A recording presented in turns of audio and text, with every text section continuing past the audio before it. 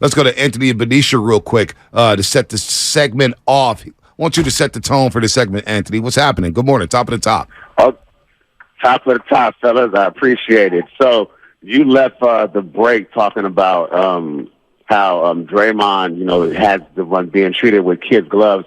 And I was thinking about this yesterday, but I didn't call because Steve Kerr had referenced the pouting and the sulking. But you look at somebody like Draymond, who definitely has the 4 championships to back up his behavior to a certain degree. But I would actually argue that neither one of the behaviors are acceptable, period. Like, at some point, all of us as fans are like, Draymond, that's enough. Like, that's enough. And you would think after 11 years and everything that he's always talking about growing and stuff that he would have had a handle on that. So I can't excuse neither one of those behaviors. But if the young guys come in on the team seeing Draymond do that kind of nonsense, then whether it's pouting or whether it's flying off the handle and throwing T-shirts in the air or towels and doing all that kind of stuff, like, they're both unacceptable behaviors. And young guys are learning it from them.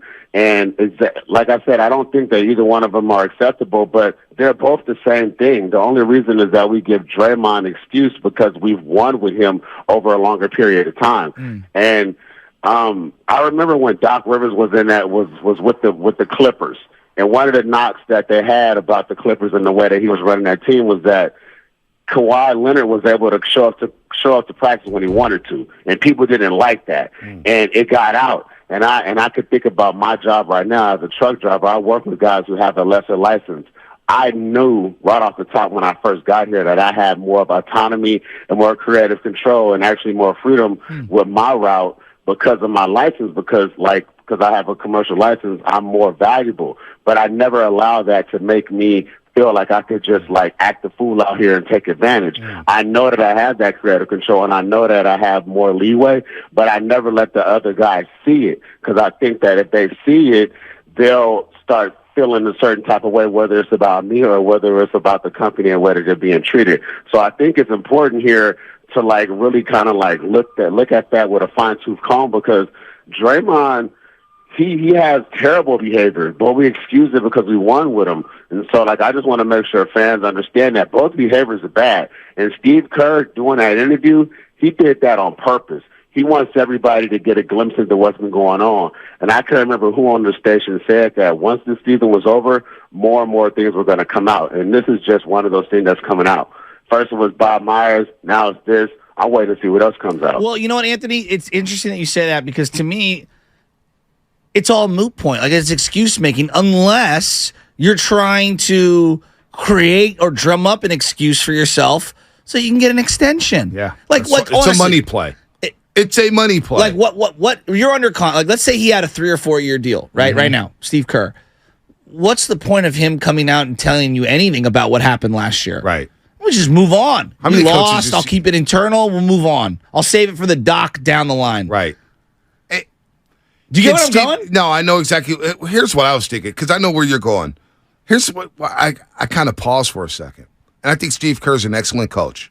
I've been on record saying I don't think Steve Kerr had a great year as a head coach of the Golden State Warriors this year. It's fair. I think that's fair. Steve will probably disagree, but he say, hey, look, man, that's your criticism. That's your opinion. You're entitled to your opinion. But the optics of him joining Draymond Green on the podcast, if I'm a player and I'm saying, well, can that coach get the best out of that player if they're that tight? If they're that tight. One of the things we talked about Bob Myers was, man, if he continues to stick with the Golden State Warriors, can he make tough decisions by departing from the Big Three because of their relationship, because of how close they are? Now, I don't think it would have hindered their professionalism in making moves, but that was a question out there.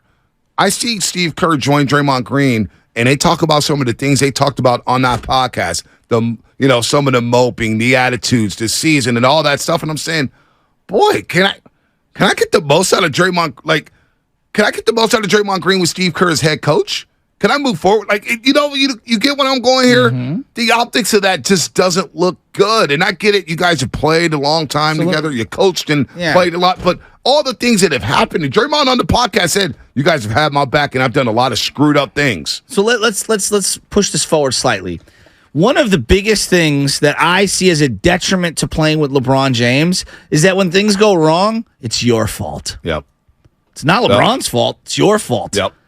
If I'm a potential person that wants to be traded from my current situation, if I'm a potential free agent, and there's not many because they don't have a lot of room, why in the hell would I want to come play with the Golden State Warriors so that when it doesn't go well, it's my fault? Yeah, well, and then they're going to air my dirty laundry on podcasts, at podiums, God knows that I'm going to be alienated in that locker room. So it's supposed to be sacred in that locker room. That's what I'm saying. Things getting leaked out of a locker room. Like, you talk to former players, and they're like, I don't want my locker room business being broadcasted to the world. Yes. This is our locker room. This is the one time exactly where we have no cameras on, no microphones, there's no media, there's no fans. It's just us. But yet, things that are happening are getting broadcasted to the public. It's too much. That's just the way I'm viewing it. And if I was one of the other players, everyone always of course you'd want to play with Steph Curry and an opportunity to play a championship. These guys all think that wherever they go, they can win a championship. For the most part, I'm going to be one of the determining factors on winning a championship. That's part of the hubris of being a professional athlete. And I mean that in a good way. I don't mean that in a negative way. Right. But the other part is if it doesn't go well, why would anyone want to put up with that baggage? Yeah, well, that's, Lutman was texting me last night about the show, and had some conversations. This is I think, a valid question. What veterans now? Because we always talk to championship culture, the culture, championship DNA. Guys taking mid-level exceptions, veteran minimums, just to be a part of the Golden State Warriors. Well, what about now? Well, you're Dante DiVincenzo. You took way less this year. Maybe you didn't have any other offers. Fine. He had a great year. But what are we doing? He wasn't good enough in the playoffs. Well, no. And this is where Dante DiVincenzo says, boy, I've been busting my ass. Curry's been out. Wiggins been out. I've been helping Klay Thompson out. We're winning games. We're staying in the playoff race. I started a lot of games. GP2 Cubs, and all of a sudden my role changes. I'm having the best season of my career from the three-point line, and all of a sudden I don't know when I'm going to play again. The cohesion of this basketball team was just off. It was off. You can't deny that. You can't deny it at all. Everybody's role changed except for Steph Curry and Draymond Green. And for that part, Draymond Green came off the bench a couple games in the Sacramento series. But Dante DiVincenzo now is like, you know what, man? I've been in that locker room for a year. It's a lot going on there. I'm going to opt out and bet on myself and just move on. Yeah. I don't know if you get those quote-unquote ring chasers anymore. Like, do you get David West? I don't know. Do you get Zaza Pachulia? Not in this current environment. You know what I'm saying? So there's some questions here, and it's just the optics of that podcast. The more and more I sit with it, I'm just like, why now? Let's look. Okay, the main guys are all 33 and older. Yep. Okay. What do you think the league average is in age? Probably, I haven't looked this up, but I'm guessing about 25. Okay, so Kuminga, Poole, Moody, the younger players, are all closer in age to the median average age of an NBA player than what these other guys are. I'm just saying, people think so-and-so was acting a fool. They were pouting. Yeah, their personalities, there's generational gaps. This happens all the time. Joey and I, we're, 11 or 12 years? I think there's an 11-year difference between me and Joe Spadoni. We're very, very different. There are some things that we share in commonalities, but we're very, very different. Our cultural norms are slightly different. Some of the things, the way we act are slightly different. And so now imagine being a millionaire and being in the NBA, okay, and coming up a certain way, and you're closer in age to Poole and Kuminga. So this thing that they were acting a fool. Most of these guys in their young 20s do act a fool. I remember when I was in my young 20s, I acted a fool. All right? So I just think that we're way too harsh, and we act like the big three have never done anything wrong. Kevin Durant, and I want to finish on this one, and I'll throw it to you in a second here, B. Kevin Durant was talking on all these different podcasts, and it kind of got swept under the rug. And he basically said, I got a little frustrated in Golden State because Klay would miss practice from time to time. And I would show up, and I'm ready for practice. Yep. And, that's just Klay being Klay, is what other people would say to him. And I remember distinctively Kevin said, I didn't really like that. I didn't like that there were different rules for different players. And this is a Hall of Famer, a superstar, who's better than Klay. I mean, I love Klay. Right. KD's better than Klay. Yeah, he is. Okay, in the hierarchy of the NBA landscape. And it's not right. It's not right, especially it sets a bad tone for the youngsters. Exactly. So now think about what you just said there, and think about when Jordan Bell was there. Jordan Bell God bless his soul, thought he had arrived. Oh, no doubt. So when they had voluntary practices, which was, it's voluntary for the Hall of Famers. It's voluntary for the KDs, the Clays, the Currys, the Draymonds, the Iguodalas, but you're actually to get to practice. Yeah. What that did, by just Klay Thompson missing a couple practices, a guy like Jordan showing Bell, up late or whatever. Jordan Bell's like, oh, that's acceptable here. Yes. I'm going to do that. Well, Jordan Bell, you're not good enough. Remember, he missed a practice. Yes. He got punished for that. Yes. That sets a bad tone. So when things happen like they did in the preseason and nothing happens, then all of a sudden all systems go. Well, now the youngsters are saying, well, it seems like it's cool. So now Kuminga's going to the newspaper saying, you know what the hell with this? This season's been a train wreck. I'm not happy about not playing, so I'm going to go sit down with C.J. Holmes in the Chronicle, which I did not agree with. No, you I think that was a bad look. Yeah. But I understand. Because of the way the season played out. I feel like we do this thing where, like, if a team wins it all, everything's culture. And look, I truly believe last year they had great culture. I do. Right. I truly believe. It felt to me like there was joy. They were all cohesive. They were pulling in the same direction. They were grinding together, okay? And maybe back-to-back seasons trying to win it all. This is just natural. Maybe this is just a natural evolution of sports from one year to the next. But B, it just feels like we have overlooked some of the cultural flaws of them looking the other way for certain individuals. And of differential treatment, special treatment, however you want to paraphrase it. Listen. Pat Riley, Phil Jackson. You take some of the greatest coaches. Larry Brown. I was watching the 01 Sixers stock with Larry Brown and how he almost traded Allen Iverson. Yeah. And, he wanted Allen Iverson to listen because Allen Iverson would miss practice. He would miss time. He would get suspended. He just did not care. And Larry Brown's like, no, that's not cool. You're the leader of this team. You can't do that. So with Pat Riley, allow some of the things that's gone on with Draymond Green. And I go back, and it's not just, forget the punch. Forget the punch. It's a couple incidents. All right, Kevin Durant, I remember how everybody turned on Kevin Durant after Draymond Green called him out of his name. And how that kind of, there was a little weirdness with that team. But then the next year, Curry gets hurt, Clay's out, and Draymond, I get it. You're out there by yourself as a veteran, but that was your opportunity to really submit yourself as a leader. And now some of those youngsters will say he's a leader, and I do believe some of that. But Draymond Green came out here and told the world, yeah, I didn't play hard because I knew we weren't going to win games. So he melded in. What championship culture would allow that? You think Magic Johnson would do that? No. And I'm not saying Draymond Green's and Magic Johnson. Think Michael Jordan would allow that? The LeBron Jameses of the world, all these players that we've seen come in NBA history, he admitted after signing a new deal. You know who that reminds you of? Even though one guy's more talented in his field than the other, reminds me of Randy Moss with the Raiders. Right. I mean, we dogged. He melded in. We dogged Randy Moss for that. He melded in. Did we not? We dogged him, and he got traded. And he went to New England and said, I got a new lease on life. I'm going to go with Brady. Raider fan, Spadoni, when I bring up Randy Moss's name, you acknowledge he's great, but what do you think of? Quit. I acknowledge him as a quitter. There you go. So you look at succinct. So you look at Tyler Miller, right? Everyone melded in that year, Bonte, with the 15-win season. Eric Paschall didn't meld it in. He was trying for his life. Marquise Chris. Although he could not pass to save his life. Marquise Chris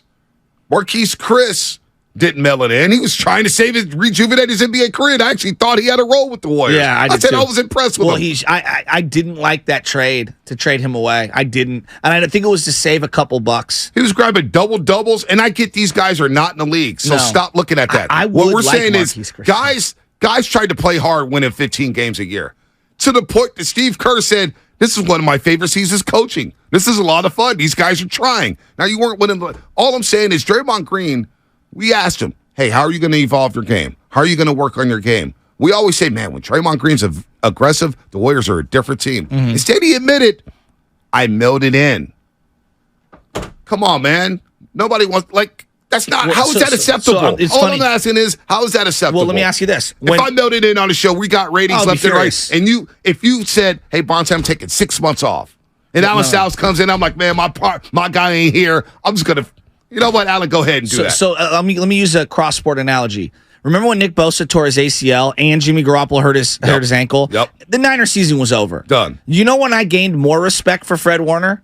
The way he finished out that season. Played his ass off. Did he not? Played his ass off. We were talking about this. If we were just rank leaders right now in the Bay Area, I have Fred Warner number 1. Fred Warner's a great leader. Why? He doesn't take a practice off. Yep. He doesn't take a play off. Played his Now, ass off. maybe that's the nature of football, and it's just different than the other sports. I'll acknowledge that. Yep. But in terms of what I'm looking for in a leader, day in, day out, Yep.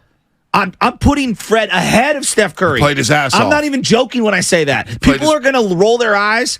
Fred Warner is one of the great template leaders in sports. Yep. But I gained more respect when everything was wrong that season, and they had no shot at making the playoffs. And they had to spend 5 weeks in Glendale, Arizona. Fred Warner could have said, you know what, my shoulder's a little sore. I don't feel like hitting today. In a league where your body gives up on you before you give up on the game. No doubt. No doubt. You are listening to 95.7 The Game, KGMZ FM and HD1 San Francisco, always live on the free Odyssey app. Let's go to our main man, Tyler in the city. Tyler, good morning. I know you agree with what we're talking about right now. Tyler? Man, y'all have me on hold forever, bro. Come on, bro. Let the punch go, bro. It's over. No. Poole either got to fight Draymond. Poole either has to fight Draymond or let it go. Come on. Dude, come on. Listen, Tyler, they admitted after the season that the punch wrecked the chemistry, that the punch wrecked the cohesion. We watched the games. We saw the way they played on the road. There was no chemistry whatsoever this season. The vibes, remember the Tokyo, Japan vibes, Tyler? We were talking about it. We were like, oh, my gosh, we can't wait for Warriors basketball. They're having so much fun. They're loaded. They're back. The vibes changed. Tyler, admit that. The vibes changed. Bonte, did the punch make Steve Kerr not implement Kuminga, Moody, and Wiseman in the lineup over Ty Jerome and Anthony Lamb? Maybe. Man, we don't know how much the punch affected everything. Man, no, it affected the If season. you don't think the young guys perceived the discipline of the punch or the reaction from the other players, like that's another thing I think we've underrated, Tyler, is if I'm Jordan Poole and I see Steph Curry and Klay Thompson, 2 icons for the team, not have my back publicly or maybe are just simply indifferent, that would bug me. I would feel like I was left out there all on my own on a raft. That's the way I would feel. I'm being real. Shasty, if you notice in the video when Draymond clocks Poole, nobody even moved or reacted, Klay or Steph included, and Kuminga. So because come on. The coaches ran there, Tyler. Come on, the coaches ran there. Steph is not even in the video. Come on, Tyler. You're better than this. When guys get in fights, I've seen Buster Posey sometimes stop, not do anything. Buster Posey didn't even go defend Hunter Strickland when Bryce Harper got hit. Buster Posey stood at home plate and got ridiculed. He did get ridiculed for that. I didn't like it, but I understood it. There were a lot of old school guys that did not like that. Yeah, that was weak on Buster Posey's part. But Curry, coaches already broke it up. Curry and them were looking around like that's not fair. I think they were also shocked. I've been in situations where things happen in front of you, and I don't even I'm paralyzed to even move because something happened so fast. That is shocking. Right. We swept a lot of things under the rug. A lot of things of Draymond. And now the culture. If we want to talk about the culture is so good, we're going to find out this offseason. This culture's been tested more so than it ever has before. And now do you reward that player who basically admitted, yeah, my actions cost us basically a championship? That's basically what the Warriors... See, but I would take it a step further. It's not the punch. It's everything after the punch. The discipline, the way... Or the lack of discipline. Lack of discipline. The lack of other people having your back. Imagine you're in a work environment, okay? And somebody does something to you, and you feel like a bunch of your peers, your coworkers, don't have your back or aren't on your side or don't say anything. You would feel alienated. I felt like that before at certain workplaces. There you go. I felt like that. And it sucks. And it's not a good feeling at all. No, you feel betrayed. And you gotta really find something deep down inside to keep going. You know what I'm saying? I think we're too stuck on the physical punch, and I think it's the fallout of the punch. It's everything else. Exactly. It's the podcasting. It's podcasting. And look, I'm all for players potting. I don't care. I really don't. But come on, man. Some of the things that were said, some of the things that were done, and for some reason, well, I just don't know why Kerr had to go on. Well, Kerr had to go on, but here's another thing. The Sacramento Game 3, this one bugs me. This one really, it's starting to bug me a lot more now. And again, I want to say I love Draymond Green. I love what he's done for this organization. I think he's a great father. I love the fact that he brings his kid around. It has nothing to do with that. It's the other stuff. Game 3 happens against Sacramento, and the Warriors roll them. And we come back on this show, and we get the first crack at it saying, boy, because leading up to that series, all I was talking about, Shasky, was I don't know how much you could go to the 2 big lineup in this series. I think you got to go to the 1 big lineup. Now, everybody will say, well, Looney will go to the bench, Draymond has to start. And I'm thinking to myself, boy, Looney's doing a great job on Sabonis. Yeah. Maybe he's the guy who needs to start, but the that was Warriors the actually matchup. do that. Yeah, that was the matchup. So Game 3 happens. The Warriors roll the Sacramento Kings. Draymond comes off the bench in Game 4, which I thought was the right move. And Draymond responded well. Yeah, he played To good. his credit, he responded well. But everything after that game was about Draymond Green. Draymond Green's humility. Draymond Green and the collaboration of him and the coach. That's the problem. There's too much collaboration. Is Pat Riley and Eric Spoelstra collaborating with Jimmy Butler?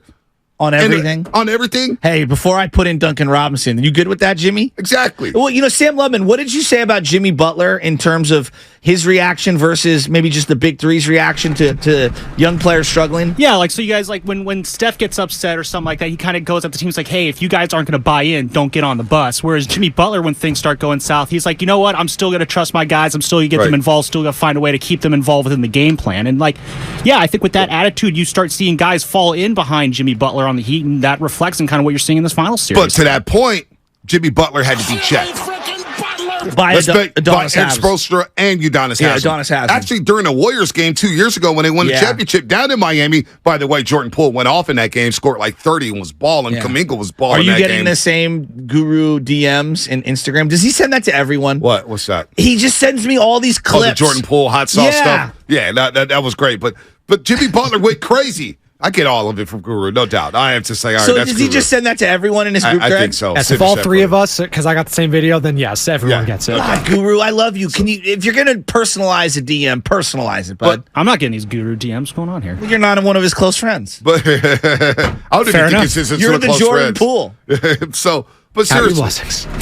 Jimmy Butler had to be checked by them, and Eric Spoelstra did not back down. The Heat had issues this year with Jimmy Butler and Kyle Lowry. And Eric Spoelstra and Pat Riley and Udonis Haslam was like, you need to get your ass on board, buddy. We don't play that down here in Miami. We've got a culture, and we abide by that culture. How strong does their culture look? Well, Dwayne Dedman. Yeah. Remember he clowned? Yes. Walked off the floor? Well, he threw the therapy gun. What is it called? Come on. Oh, the wristband, armband or no, something. the gun. The that you Theragun. use- Oh, the Theragun. That's right. Yeah, that's right. He threw it onto the court, and they were like, "What?" And guess what? Gone. He was gone within a month. Yeah. He was gone within a month. We don't play that down here. The Warriors. He slammed the Theragun off the chair, and it bounced back, I think, what? onto the court. The punch may not have been the worst thing. You know what would have been may have been the worst thing? Was telling Draymond Green, you know what? We love you. But you know what the punishment is? Is you're not going to be able to celebrate this championship with your teammates.